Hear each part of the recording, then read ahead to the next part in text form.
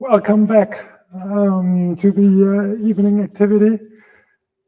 It's my honor and pleasure to welcome a native Strasbourgeois, Nicolas Montavont, my co-organizer, who would have loved, like me, coming back to the city where he studied, which is Strasbourg. I did not study there, but I visited it with him when we looked for the event, and I loved it.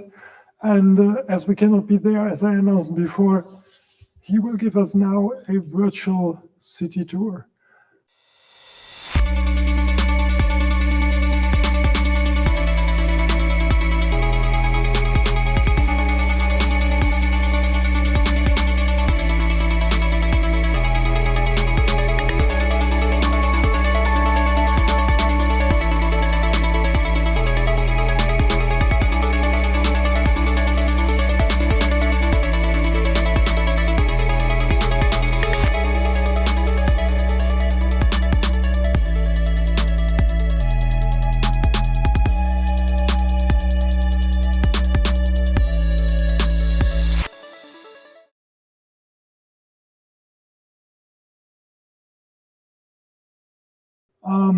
For that one, I would say whenever someone wants to interrupt because they have a question, they can just do so, right? Nicolas? Yes, of course. Yeah, and so this is highly interactive. So you can, whenever you want to know something or you want to say something, just open your mic. And once again, if you would start your cameras, it would be much more sympathetic.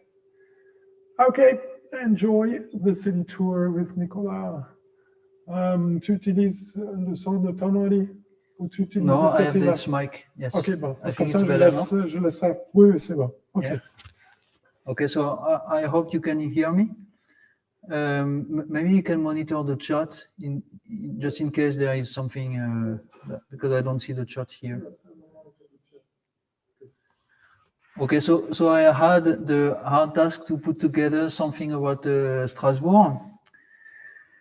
I'm not an expert in tourism, so I just gathered some pictures, and as Mark Oliver said, it's to give you a bit of a sense of what it would have been to be in Strasbourg.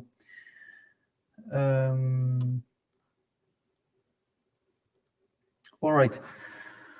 So Strasbourg, as you may know, it's in the extreme east part of France. So it's almost in Germany. We will see that just in a few slides. Actually, from Strasbourg, we can walk to Germany. And it's a good place as well for our summer school because it's German-French summer school. So it's right in the middle between Munich and Rennes, the co-organizers. And so you have the river that is called Rhin, that is the border with Germany, and you have les Vosges, which is the mountain that is separating from the rest of France on the west part. All right, so usually when you arrive in Strasbourg, you use the train. So they make the train station bigger a few years ago, and you can see that now it's very beautiful because it's an old building, the train station itself, and they built a glass wall around it to extend it, and you can still see the old building. So it's very nice and very impressive when you arrive in something like this.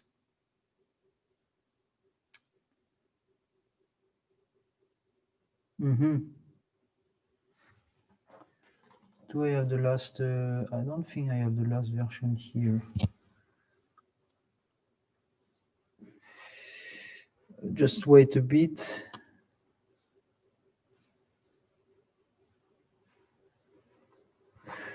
All right. I thought I have.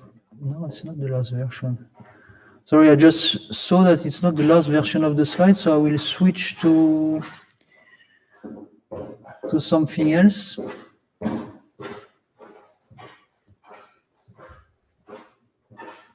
All right.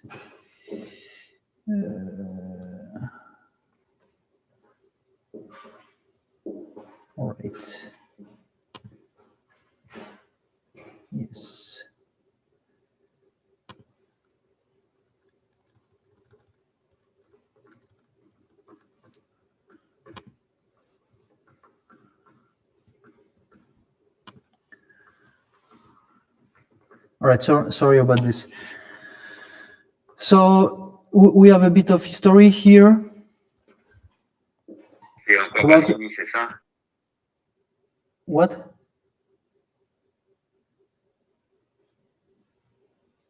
All right, I will continue on. So you have a bit of history. So a very long time ago, it was a Roman. It was owned by the Roman Empire.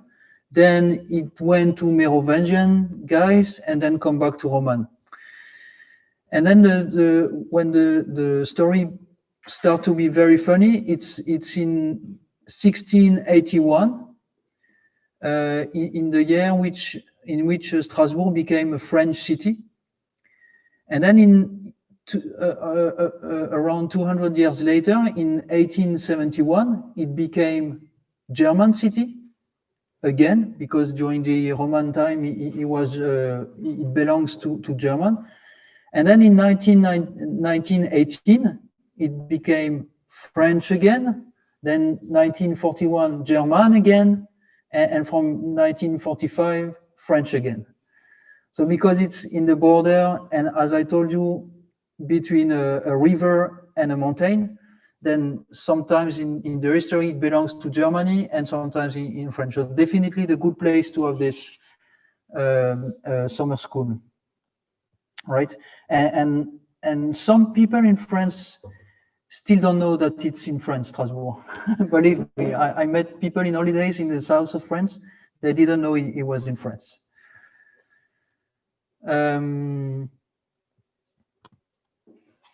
Okay, so the train station, I talked a bit about this before. Then you have almost 300,000 inhabitants in Strasbourg. And I put here some picture. You can see the tram that was a long time ago reintroduced in the city. And I just have few buildings here that you can see just as we were walking in the city.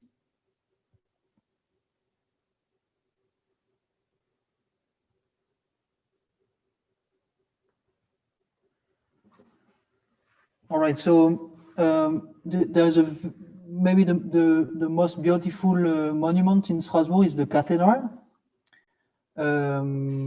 So we have two pictures here, but you can find more because it's very impressive. It's very high. You see that the top of it, the star that is on top, is 100 m43. I don't know if the university had the right to put the LoRa antenna over there, but it would have been a good place, definitely. Something that is also very impressive is that you know Strasbourg was bombed during the Second World War, and fortunately the cathedral didn't take any bomb, so it was preserved even during the war. So you can visit it, you can climb to the top. It's a very nice monument. Then you have the area that is called Petite France. That is, I will show you a map later, but it's a city in the city, if you want. That is, you have the houses built with the wood like this, and it's in all the perimeter. You have the river that circle this area. So it's like really a city in the city, because when you enter Petite France in Strasbourg, it's like you are in a different city from the other part of Strasbourg. So for the story, we were supposed to book a boat and go on these rivers across the town to see the town from the boat. Then, of course, you have the European Parliament, where the deputies are coming here, I think, once a month or something like this. Yes, and this week they were supposed to come, but they canceled it as well because of the COVID. So it's very busy week in Strasbourg because there are a lot of people, I think more than 2,000, that are coming for a week to work here. And then everything is very busy, hotels, restaurants, and stuff like this. Then, as you may know, it's also called the capital of Christmas, because there is an important Christmas market. Last year, it was the 455th edition. So due to COVID, I don't know how they will handle it. And previously, we were thinking about doing the summer school during the Christmas market. But I don't think it's a good idea. But again, because again, there are a lot of visitors. You can see 1.7 million visitors. And so it's very hard to find hotels at this time. And to give you an idea, it's around 300 cabins that you have in the market. So you have some other pictures here. A lot of lights and a lot of people, a lot of hot wine as well. And then the university. So here you have the map of Strasbourg. So you see the downtown is the one circle with the yellow circle around in the north. And so you have the historic part of the university is in the area called Esplanade, where I put Université de Strasbourg. And the lab, where the researchers are working, and other facilities like a school for engineers, IUT, they are working in south, in Ilkirch, where there is the iCube lab. So you have a picture of the two spaces. So on the left, you have the historic part with all the building. And that's Esplanade site. You can see the curved building here on the left is the right teaching. And actually, I started my studies on the bottom right building. There are all the amphitheater where you do the math and computer science. And on the right, you have the iCube laboratory where the researchers are working. So that's again where I did my PhD thesis. And I think, yes, we have another picture here of this laboratory building. So the university is very big. It counts 66,000 students, and it accounts for 14% of the Strasbourg population. So it's a lot. And I read that it's the third city in France to welcome foreign students. And on the bottom here, you can already see the IoT lab platform that our colleagues from Strasbourg are working on. So they set up a room with robots that you can control from remote. And we have a talk about this tomorrow afternoon. Then an important part, the food. There are a lot of food in Strasbourg and in Alsace. So you have some specialty that you see here in the picture. So on the top left, I think you already have this in Germany. So it's called tarte flambée in French. Flammkuchen or Flammenküche, depends where you're from. Yeah. So it's very thin. But how do you say pat? Yeah, it's. I don't like to say this. My English is poor to explain the food. So it looks like a pizza, but a lot thinner, and with yogurt and cream instead of the tomato sauce. And yes, exactly. And so usually you order some and you share them among your friends, and you eat all together the same pie. We were supposed to have this on Wednesday. Then in the middle, you have the bretzel. I think German people also know the bretzel, right? And then on the top right, you have what we call choucroute. And that I cannot explain in English, I'm sorry. Alsace is also very known for his wine, and especially the white wine. So actually, when you exit the city, all you see is the grapes everywhere in the mountain.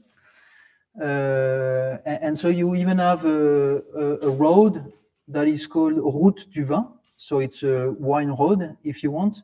And you pass through all the villages. And in all villages, you have maybe 5 or 6 producers of wine. And then, of course, you have a lot of beer as well, with a lot of local brewery, and including industrial brewery that are there forever, like Kronenbourg, for example, is in Schiltigheim, I think, making beer for a long time. All right, and the last part I wanted to show is the social event that we booked, and unfortunately we cannot go. So it's an indoor bike park. You can see some picture here. So there are basically 3 types of activity you can have there on the bike. So the one on the left is the accurate driving of the bike on very small models. You have what is called the pump track on the top right, where you have a lot of bumps, and you don't use your pedals. You just use the pump to ride the circle. And then you have a country road that is 1 kilometer and 200 meters, something like this, inside, where you have a wood structure that is made to circulate with your bike.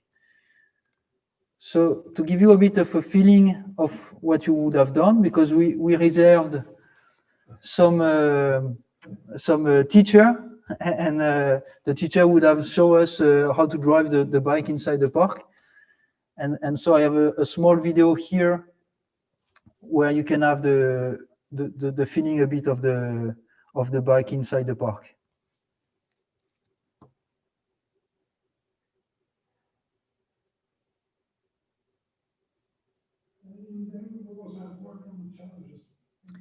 Yes, we plan to have 1 day over there to work on the challenges. Yes, because it's a nice place, even without the structure for the bike. There are rooms and a nice environment to work.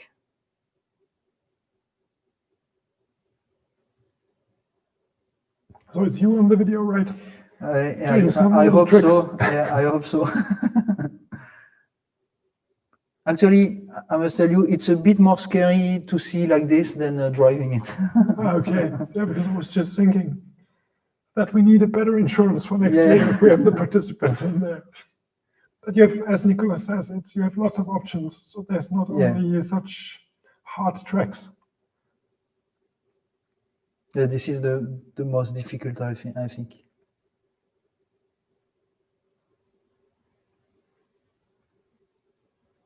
Yo. Nice. I'm looking forward to doing it next year, but definitely not that stuff. No, we won't have to do this stuff. But this video is good because it shows every module that you can use in the park.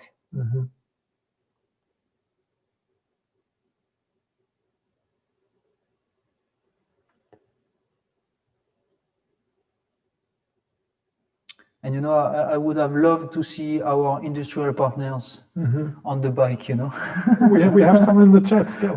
They would definitely also have loved. Oh, nice! You can even work with the wall.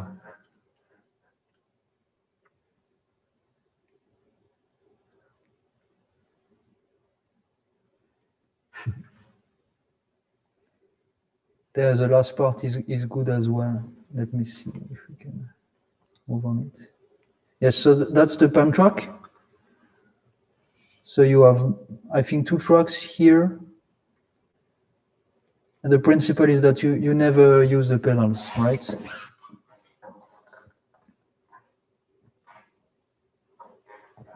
And this is very exhausting. When you do 1 or 2 rounds, then you have to stop because it's very physical.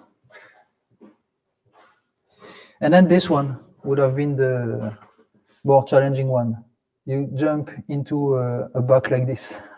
Yeah, it's in German, it's called Schnitzelgrube. Schnitzelgrube. Schnitzelgrube. Ouais. Comme le schnitzel que tu peux manger. Ouais. I see.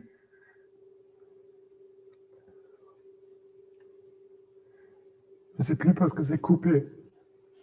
Yeah. And here you don't care about the fall, so it's good. You can go. I mean, I would still care about the fall. There are some people that don't care, yes. So, yes, that's almost it. Maybe just show you a bit the area in the street. Yes, let me escape this and go maybe here. Yes. So this is Esplanade again.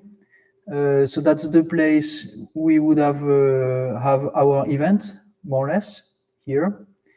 And you know, that's a big boulevard that is quite nice to walk, or you can take the tram. And if you go up front here, you will go in downtown. So it's very close. It's like 10 minutes walk from downtown. My place was in this boulevard, Nicolas. Ah, yes, really? Yes. Very good, very good. Now we get the insider tips. I'm looking forward to it. Boulevard 46. Yeah. De la Victoire. So it's like in this COVID times, you don't have to travel. You can just do everything via Google Maps. And then, No, it would have been really lovely. But yeah, it's also very nice to see now.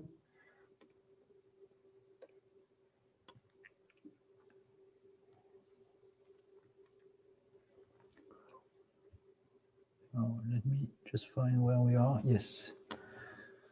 So now, what I was telling you before, Petite France is this area here, you know, where you have a lot of water. And so that's downtown, more or less, this big area with the train station on the left. I guess you see my mouse, right? And the University of Strasbourg is here. So we booked a room here to have the project and keynote over there here. And then we could walk or take the tram to go in downtown here, right? Well, that's about it. And then maybe I can show you quickly what it looks like, the grapes that we have everywhere in the countryside. Vignoble. That's something I didn't think about when I was preparing the slides. But I remember one colleague from Japan visited me once, and he was very impressed by the view of all the grapes everywhere. So you see, you have as long as you go to the countryside, you see landscape like this, small villages with the church in the middle and the grapes everywhere. Mm-hmm. Well, that's all I wanted to say. It was to give you a bit of the taste what we would have in Strasbourg. Perfect. Are there any questions, comments? You want to know anything else? Now is the chance to ask.